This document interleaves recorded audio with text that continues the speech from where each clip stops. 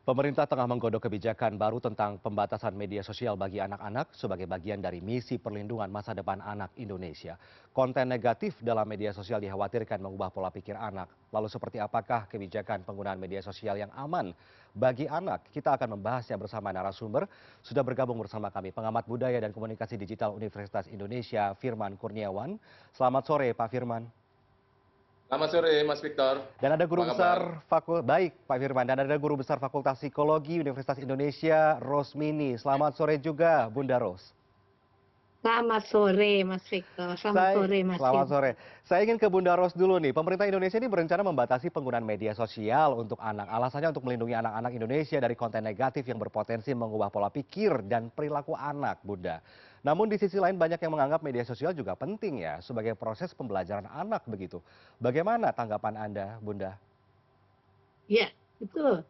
Kayak itu seperti kayak ada sisi dua ya, ada yang positif, ada yang negatif. Tetapi intinya semenjak kemarin pandemi, kita membuka lebar-lebar sekali anak-anak untuk mengakses segala macam.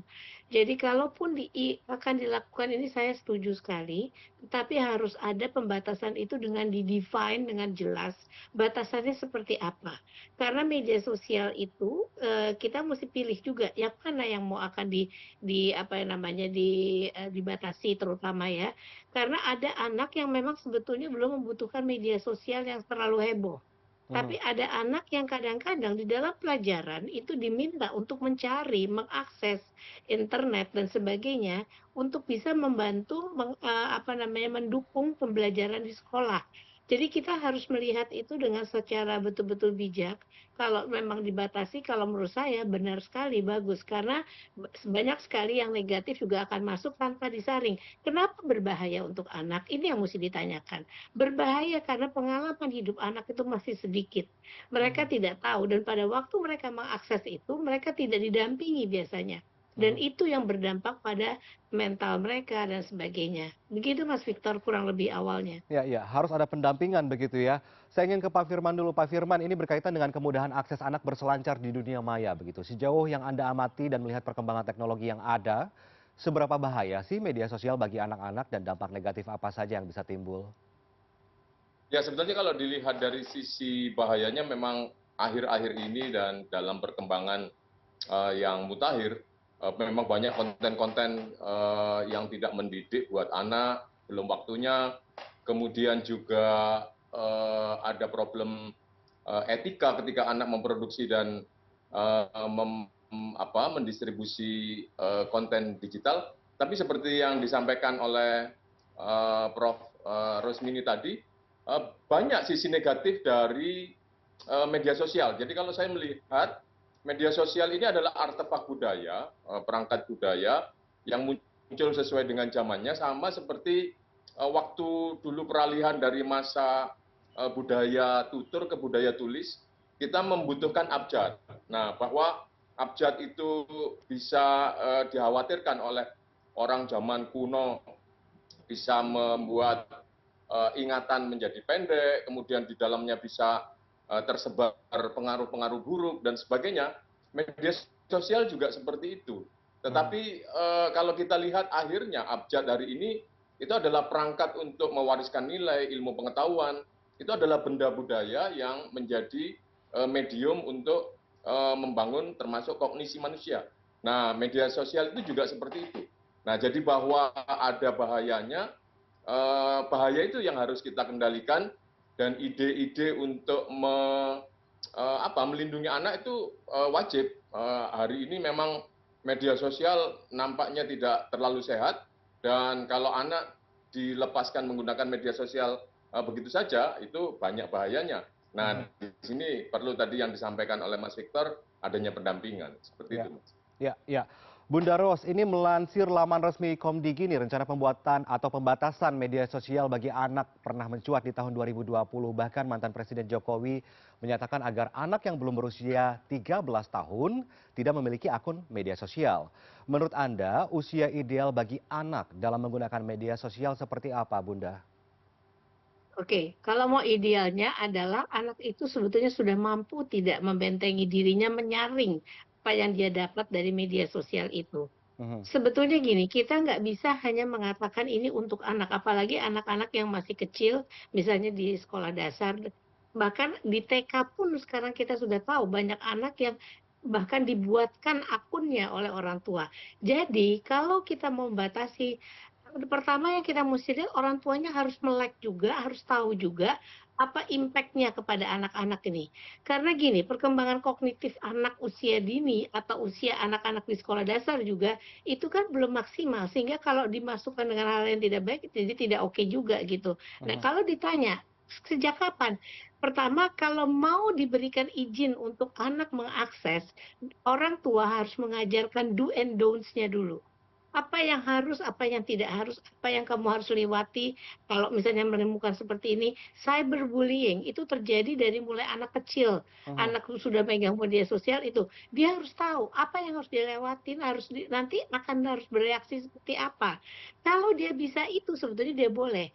13 itu kan seperti kayak kita pukul rata saja, Mhm. kemungkinan anak ini sudah paham. Kenapa? Itu dilihat dari tingkat perkembangan kognitifnya sepertinya.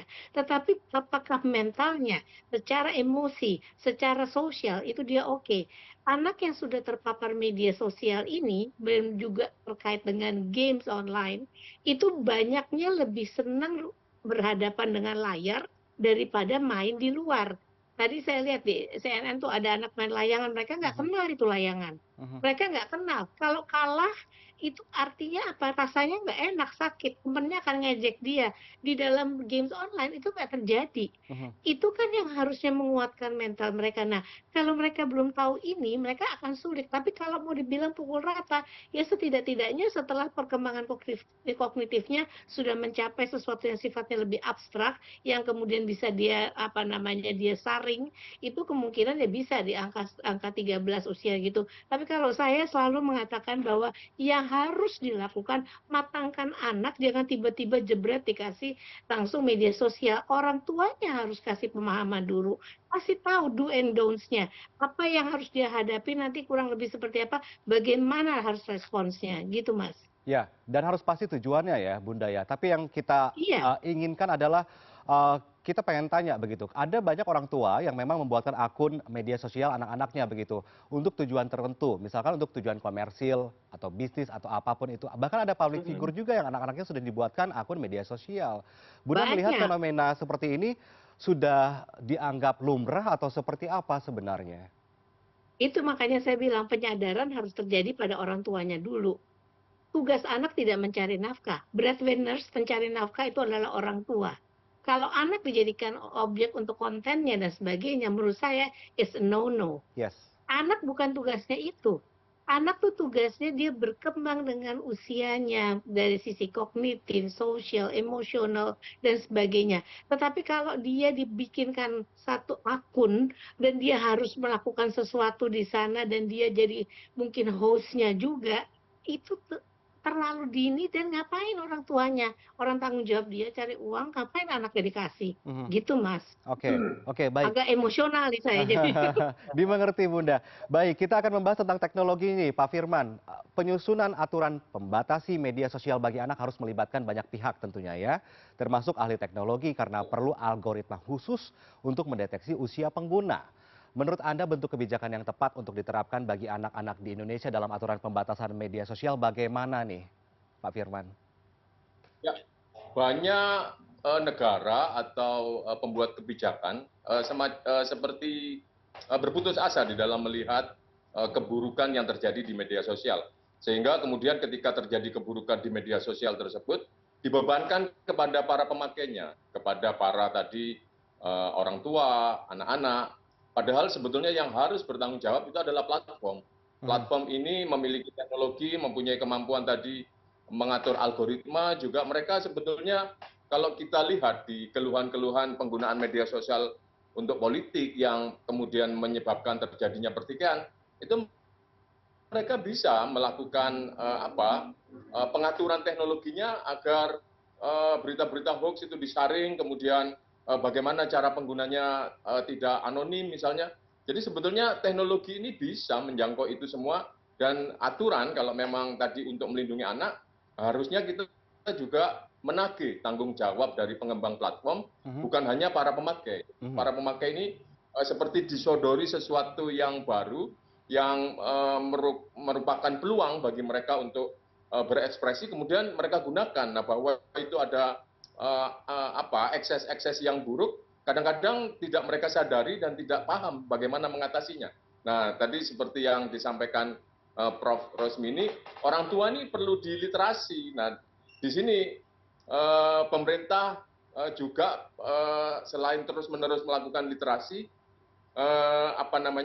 upaya ini harus juga dilihat secara seksama bagaimana cara penggunaan yang bermanfaat dari media sosial ini. Bukan hanya kita menggunakannya sebagai satu dimensi untuk memperoleh keuntungan, tadi orang tua sampai membuatkan akun buat anaknya demi keuntungan, traffic dan sebagainya, biar anaknya terkenal nanti ketika dewasa sudah mempunyai bekal untuk mencari penghidupan sendiri. Rasanya itu terlalu jauh. Nah, ini kita dudukkan media sosial ini tadi sebagai perangkat budaya untuk melangsungkan kehidupan kita, masa depan kita ini nanti kan dunia digital dengan analog ini berdampingan. Nah, ini kita perlu siapkan itu semua.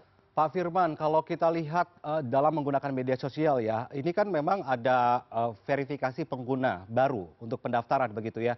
Ketika anak akan mendaftarkan diri menggunakan media sosial platform tertentu begitu ya, akan ditanyai dia usianya berapa, kemudian profesinya apa, tanggal lahir segala macam. Sejauh mana sih pemerintah bisa memantau keamanan itu dan terbukti benar-benar verifikasi yang dilakukan begitu? Apakah ini menjadi tanggung jawab penuh pemilik platform?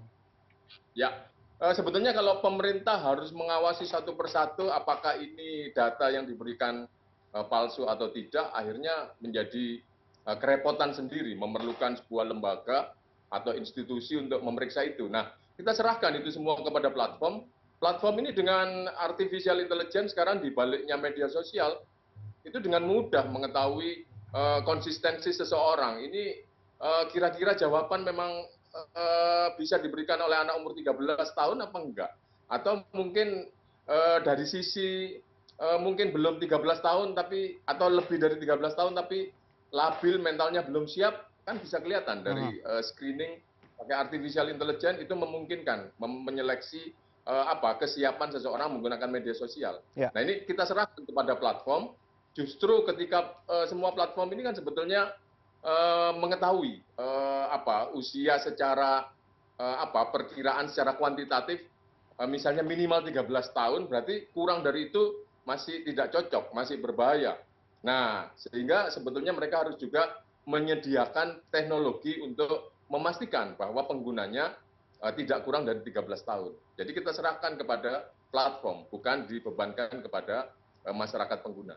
Baik, kita tahu bahwa strategi perlindungan anak di dunia digital ini sebelumnya sudah dilakukan di beberapa negara ya. Saya simak saja ada di November 2024 Australia ini telah mengesahkan undang-undang yang melarang anak di bawah usia 16 tahun menggunakan media sosial seperti TikTok, Instagram, X hingga Reddit. Sanksinya ada denda sekitar 504 miliar rupiah bagi perusahaan teknologi yang melanggar. Kemudian di Perancis juga telah menerapkan kebijakan pembatasan media sosial bagi anak di bawah usia 15 tahun pada tahun 2023.